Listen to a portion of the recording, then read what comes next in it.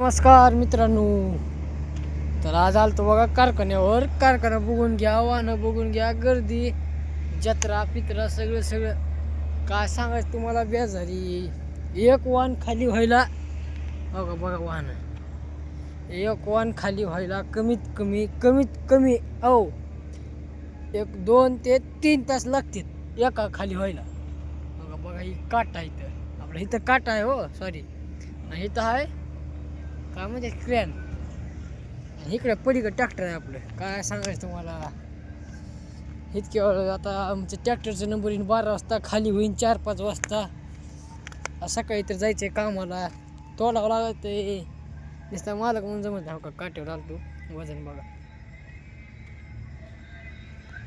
50 kilo झालं आहे माझं वजन तर 57 किलो आहे बघा. 7 किलोला खपळा.